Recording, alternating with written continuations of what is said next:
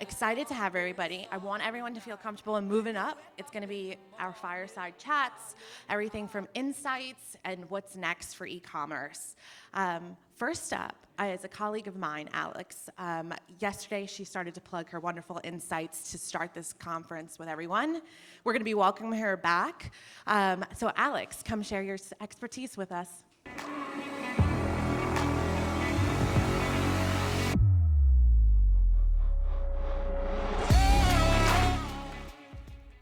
Hello, everyone. Okay, it's working.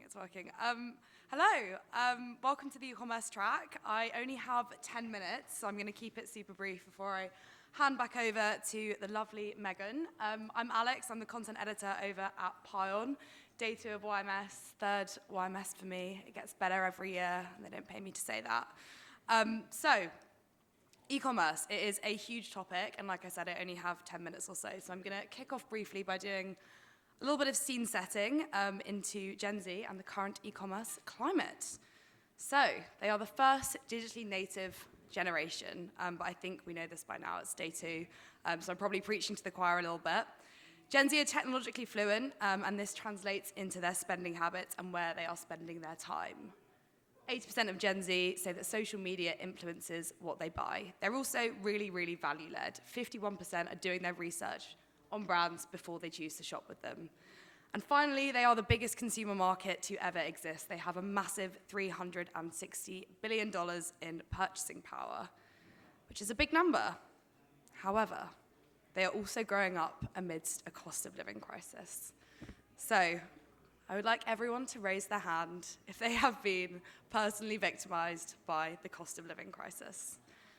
Don't be shy. Yeah, that's what I thought. We're all feeling the pinch.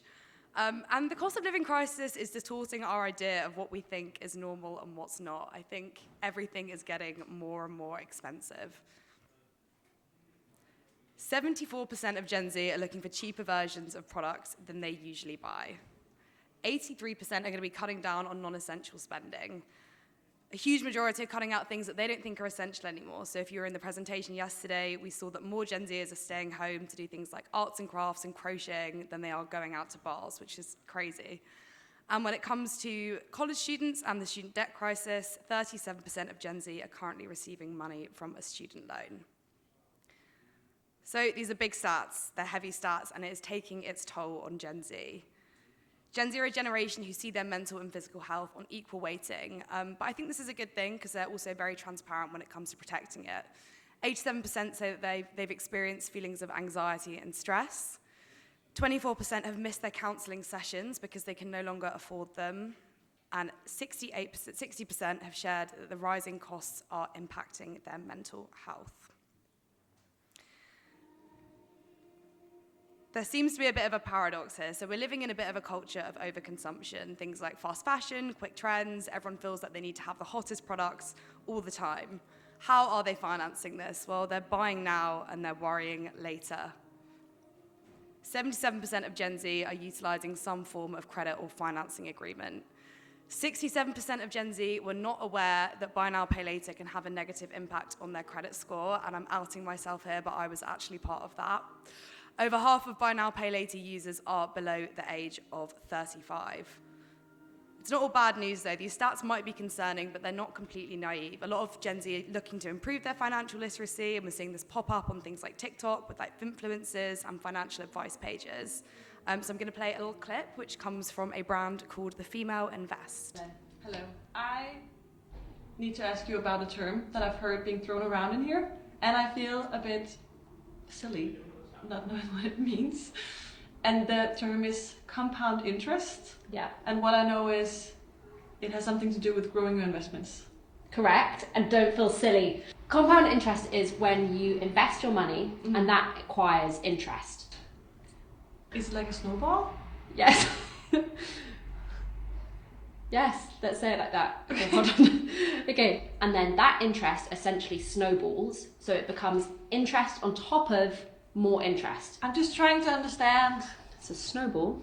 Shall I show you how Yes. it works? Let's do it. This is on our website, and you can look at how your money can grow over a certain period of time. Now, I'm doing GBP, So you can also look at dollars, euros, or Danish, what?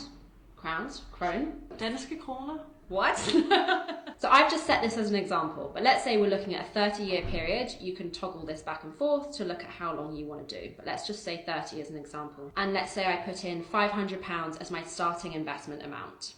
But of course you can put in more or less. But let's say we are investing also £500 a month. Again, you can toggle this. And we're taking into account an average market return of 8%, not accounting for inflation. We can see that over a 30-year period, my investment value would be at nearly £740,000 in comparison to saving, where I'd be at £180,000. Okay. The more time I spend with my investment horizon, the more money I make. I think I get it now. I hope I do. Yes, you do. Amazing. So this is a really good example because they're exploring quite a boring topic, but they're making it really conversationalist. There's so much jargon around money, and I think young consumers just want to hear things in simple terms. So I love this example from the Female Invest. The next one is Cash App. So Cash App is a financial service, not a bank. I'm sure that most people are probably familiar with it, so I won't do the full spiel about it. But what I want to talk about is their social strategy, because it's great. So they've invested heavily in things like influencer marketing. They've allowed you to invite friends and family to create a network effect. They partner with Jay-Z, they do prize giveaways, offer incentives, tapping into artists and athletes and ads, and collaborating with different hip-hop influencers. They also use loads of user-generated content on their TikTok, which is something that we know that Gen Z really, really values. They value peer-to-peer recommendations and peer-to-peer opinions. Quick, actionable takeaways, incentives. Incentives are king. Gen Z have less money to spend, and they are looking for discounts. Shameless plug, but we can help with that over at Pion, so please do visit the stand. Money is a tough topic. Like I said, there is so much jargon out there. You need to speak Gen Z's language and learn how to demystify it. One really solid way of doing that is hiring Gen Zers themselves. We're all seeing the difference that Gen Z are making in the workplace.